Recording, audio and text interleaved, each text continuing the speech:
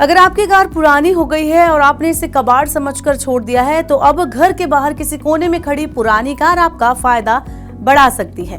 देश की केंद्र सरकार स्क्रैप पॉलिसी की घोषणा पहले ही कर चुकी है। अब देश के 21 राज्यों और केंद्र शासित प्रदेशों की ओर से बड़ा ऐलान किया गया है।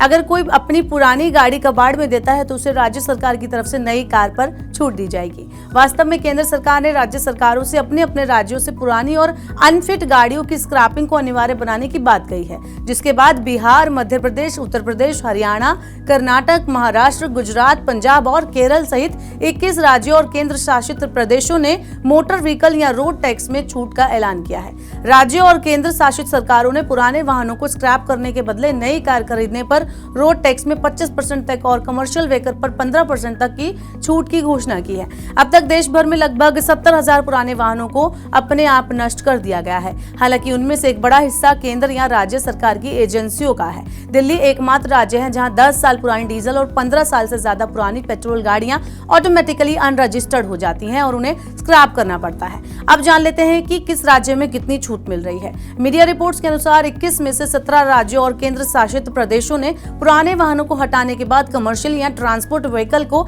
रजिस्ट्रेशन के दौरान 15% रोड टैक्स रियायत देने की बात कही है।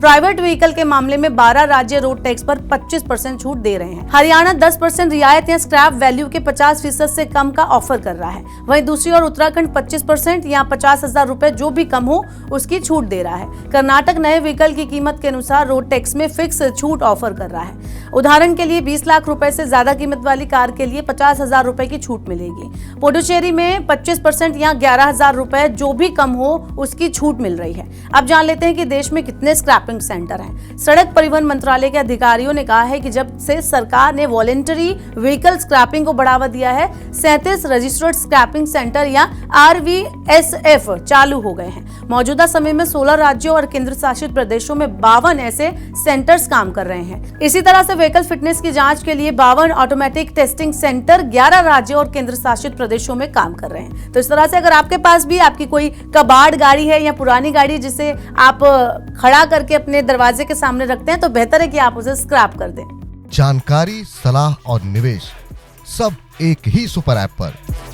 पैसे का सवाल है तो जवाब है Money9। आजादी पैसे की। अभी डाउनलोड करें।